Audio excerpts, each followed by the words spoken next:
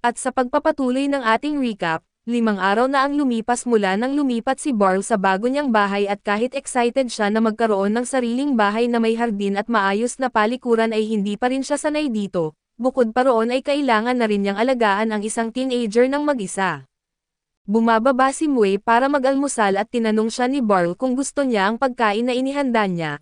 Ang sagot lang ni Mui ay okay lang ito basta't nakakain at nagpalit ng usapan si Barl at inalok si Mui na siya na ang maglaba ng mga damit nito kahapon pero sabi ni Mui ay kaya na raw niya iyon at ayos lang sana. Pero noong huling pinayagan ni Barl si Mui na maglaba mag-isa ay binuhusan lang niya ng tubig ang mga damit at tapos na. Nagkaroon ng ilang segundo na katahimikan pagkatapos nun at hanggang sa nagsalita ulit si Mui, pero hindi para makipagkwentuhan at humingi lang siya ng permiso na gumamit ng banyo at pinaalalahanan siya ni Barl na bahay din niya ito, kaya hindi na niya kailangang humingi ng permiso sa ganitong bagay. Sabi ni Mui na naiintindihan niya at nangakong hindi na siya hihingi ng permiso kay Barl sa kahit ano mula ngayon, pero dahil sa paraan ng pagkakasabi niya ay naramdaman ni Barl na baka maging problema ito sa susunod. Sanay naman si Barl sa mga kabataang kasing edad ni Mui pero iba pa rin ang karanasan kapag ikaw na mismo ang nag-aalaga. Mahirap makisama kung laging may distansya si Mui sa kanya kaya't kailangan niyang makahanap ng paraan para maging komportable ito sa kanya. Naalala niya na gustong-gusto ni Nakar Umi at Faisal ang mga barbecue skewer mula sa palengke, kaya't bumili siya ng isa para kay Mui at sabi nito na gusto niya ito pero hindi siya nagpakita ng reaksyon sa mukha. Ang susunod na plano ni Barl para mapalapit kay Mui ay ang panoorin ang isang dula sa teatro at tinanong niya si Mui kung gusto nitong sumama sa kanya at pumayag naman ito. Magkasama nilang pinanood ang palabas at pagkatapos nito ay nagkaroon sila ng totoong pag-uusap tungkol dito na isang magandang simula para sa kanilang pagkakaunawaan. Kinabukasan ay umalis si Mui para sa unang araw niya sa eskwela at sumama si Barl para bigyan siya ng moral support. Sinabi ni Mui na hindi naman niya kailangang gawin iyon pero iginiit ni Barl na bilang tagapag-alaga niya, kailangan niyang makapunta sa eskwelahan kahit minsan.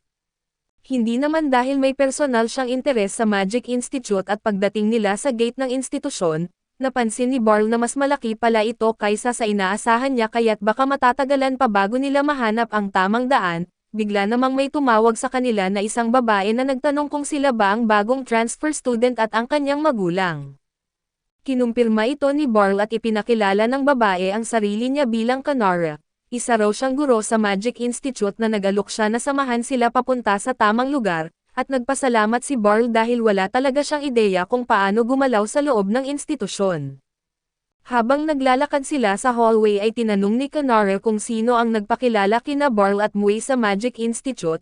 Sagot ni Barl na si Lucy ang dahilan at nagulat si Kanara nang marinig ito na ang mismong punong guro raw ng institusyon ang personal na nag-invite sa kanila, dahil dito ay makakalaktaw na si Mui sa aptitude test at maaari na siyang agad i-enroll. Tinanong ni Kanara si Mui kung nakapili na siya ng major o special sa Magic pero di ito alam ni Mui at si Barl ay may alam tungkol dito. Ipinaliwanag ni Kanara na maraming klase ng sistema sa Magic, at karamihan sa mga wizard ay may kanya-kanyang lakas at kahinaan kaya't kailangan pumili si Mui ng isa na magiging focus niya. Binanggit ni Mui na ang tanging kaya lang niyang gawin ay lumikha ng apoy kaya't sa palagay ni Kanara ay bagay sa kanya ang offensive magic pero medyo nalilito pa rin si Barl. Ipinaliwanag pa ni Kanara na may 5 kategorya ng magic at ito ang offensive, defensive, healing, enhancing at lifestyle. Ang paggawa ng apoy ay kabilang sa offensive magic kaya't iyon ang mungkahi niya kay Mui at ngayong napili na ang major ni Mui ay tinanong ni Kanara kung gusto ba nitong tumira sa dormitoryo ng institusyon. Wala pang kaalam-alam sina Barl at Mui na may dorm pala rito kaya't inalok ni Kanara na ipasyal sila at pumayag naman sila. Dinala ni Kanara sina Barl at Mui sa dormitoryo ng mga babae na napakalaki ng lugar. May dining hall kung saan may 3 beses na pagkain bawat araw na may paliguan at may kumpletong kagamitan sa bawat kwarto ng estudyante. Mukhang natuwa si Mui sa nakita at sa tingin ni Barl ay maganda rin ang lugar. Pero nag-aalala siya na baka hindi agad makisama si Mui sa ibang mga bata roon at hanggang ngayon kasi, malamig pa rin ang pakikitungo nito sa kanya kaya't iniisip niya na mas mainam sigurong manatili na lang muna si Mui sa bahay niya. Pero bigla niyang naisip na baka kaya't ganoon si Mui ay dahil matanda na siya at mas magiging komportable ito kung mga kaedad niya ang kasama.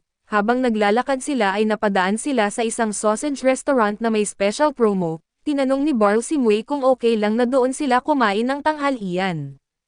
Wala namang reklamo si Mui pero pagpasok nila ay siksikan ang mga tao at wala nang maupuan, paalis na sana sila nang biglang may tumawag kay Barl at napalingon siya at nakita si Serena na kumakaway sa kanya, inalok siya ni Serena na makiupo sa kanyang mesa kaya't tinanggap ito ni Barl. Umupo sina Barl at Mui sa mesa ni Serena at habang nandoon siya ay sinamantala ni Barl ang pagkakataong pasalamatan si Serena sa bagong espada, malaking tulong daw ito kamakailan at sabi ni Serena ay wala namang dapat ipagpasalamat, pero curious siya kung sino ang batang kasama ni Barl. Sagot ni Barl na mahaba ang kwento pero sa madaling salita, si Mui na ngayon ang anak niya at kasama niya sa bahay, halos mabilaukan si Serena sa inumin niya nang marinig iyon, pero agad din siyang humingi ng paumanhin sa naging reaksyon niya. Dumating na ang pagkain nila at habang kumakain ay tinanong ni Barl si Serena kung ano na ang pinagkakaabalahan nito, ibinahagi ni Serena na maraming monster hunts malapit sa capital nitong mga nakaraang araw, kadalasan ay dahil sa parating na delegasyon mula sa bansa ng Steam. Wala ring kaalam-alam si Barl sa mga nangyayaring iyon at ayon sa balita ay may taunang pagpupulong ang mga bansang kasapi ng Alliance, at kailangang pabagsakin ng guild ang lahat ng halimaw sa paligid para masigurong ligtas ang pagbisita ng mga delegado. Matapos nilang kumain ay lumabas na sila at sinabi ni Barl kay Mui na pwede na siyang umuwi mag-isa dahil kailangan na niyang pumunta sa Knight's Order. Bago siya umalis ay sinabi muna niya kay Serena na mag-aaral na si Mui sa Magic Institute, kaya kung maaari ay bigyan naman niya ito ng kaunting lakas ng loob. Nagulat si Serena nang malaman niyang may talento si Mui sa mahika kaya't agad siyang lumapit sa mukha ni Mui at sinabing dapat magpursige ito, hindi biro ang mga estudyante sa Magic Institute kaya't kailangan niyang galingan at bilang si Barl ang tagapangalaga niya, hindi siya dapat magpatalo kahit kanino. Sagot ni Mui ay alam na niya kung gaano kalakas si Barl na lalo na para sa isang matandang lalaki, nang marinig ni Serena na tinawag siyang matanda at napipikon ito at muntik nang magalit. Pero agad siyang pinapakalma ni Barl bago pa siya makagawa ng hindi kanais-nais. Humingi ng paumanhin si Serena sa bigla ang init ng ulo niya at gusto lang daw niyang iparating kay Mui kung gaano kabuting tao si Barl, inamin naman ni Mui na alam na niya kung gaano kagaling si Barl na base na rin sa mga karanasan nila. Pagkatapos noon ay nagpaalam na si Mui at nagsimulang umuwi at nagulat si Barl, dahil parang naging mas bukas si Mui habang kausap si Serena at binanggit nito na may malaking potensyal si Mui na medyo hilaw pa pero totoo, at tapat siya kaya't malayo ang mararating niya. Natutuwa si Barl sa sinabi ni Serena pero para maabot ni Mui ang buong potensyal niya at kailangan nito ng tamang kapaligiran, hindi pa rin niya alam kung mas mainam bang manatili si Mui sa bahay o tumira sa dormitoryo. Sa training grounds ay kinausap ni Barl si Alucia tungkol kay Mui at tinanong niya kung mas mainam bang lumipat si Mui sa dorms o manatili pa rin sa bahay nila. Nagulat si Alucia nang marinig na kasama niya sa bahay si Mui dahil wala raw nagsabi sa kanya nito pero hindi raw iyon ang mahalaga ngayon. Dumating si Kirumi at sinabing mas okay ang dorms dahil wala nang biyahe at may libreng pagkain pa araw-araw. Alam naman ni Barl ang mga benepisyo pero nag-aalala pa rin siya na baka hindi kayanin ni Mui ang makihalubilo sa ibang tao. Bigla namang sumulpot si Hemlitz at sinabing ang tanging paraan para masanay si Mui sa mga bagong tao ay ang makipagkilala sa kanila. Sumali rin sa usapan si Alucia at iginiit na dapat lang nasa dorms tumira si Mui na hindi dahil pinag-isipan niya ito ng mabuti, kundi dahil ayaw lang niyang patuloy na manirahan si Mui sa bahay ni Barl. Kinagabihan ay pumunta si Barl sa opisina ni Lucy para hingin ang opinyon nito tungkol sa isyo at sa lohikal na pagtingin, mas mainam nga raw ang dorms pero naiintindihan daw ni Lucy kung bakit ganoon na lang ang pag-aalala ni Barl. Biglang dumating si Faisal para magbigay ng ulat kay Lucy at dahil andoon na rin siya, tinanong ni Lucy kung ano ang palagay ni Faisal tungkol sa dorms at sagot ni Faisal ay wala naman talagang dahilan para iwasan ito dahil napaka-convenient. Pero nagtataka siya kung bakit nila ito pinag-uusapan. Ipinapaalala ni Lucy kay Faisal si Mui at ang bagong estudyante na lilipat sa Magic Institute at naalala naman ito ni Faisal, dahil posible raw na siya pa ang magturo kay Mui sa hinaharap at nalito si Barl kaya tinanong niya kung ano ang ibig sabihin nito. Ipinaliwanag ni Lucy na kulang sila sa guro ngayon kaya naging instructor na rin si Faisal dahil sa galing niya. Proud na proud si Faisal sa sarili at si Barl ay humanga rin sa kanya pero balik muna siya sa problema niya kay Mui at tumayo na si Barl at umalis dahil marami pa siyang kailangang pag-isipan. Sinisikap niyang ibigay ang pinakamahusay na buhay kay Mui bilang tagapangalaga nito at natuwa siya nang pumayag si Mui na tumira sa kanya. Pero nakita rin niya kung gaano kasaya si Mui noong nakita niya ang dorms, kaya't alam niyang iyon ang mas tamang desisyon at ilang sandali pa ay umuwi na si Barl dala ang isang bag ng grocery at pagkalapag niya nito, agad siyang nilapitan ni Mui at tinanong kung pwede ba siyang tumulong. Ilang araw na raw siyang may naririnig na kakaibang tunog mula sa loob ng aparador at hindi rin alam ni Mui kung ano ang sanhi ng ingay, kaya napagpasyahan ni Barl na silipin ito at lumuhad siya para pakinggan kung maririnig din niya ang tunog at totoo nga na may naroon talaga. Binuhat ni Barl ang aparador at inusog ito para masilip kung saan nanggagaling ang ingay. Sa kanyang pagkagulat ay may butas pala sa dingding at maya-maya pa ay dalawang daga ang lumabas mula roon. Si Mui ay tila walang pakialam dahil sanay na siyang tumira sa mga lugar na may daga, pero si Barl ay agad pumasok sa battle mode at handang tanggalin sa mundo ang mga daga.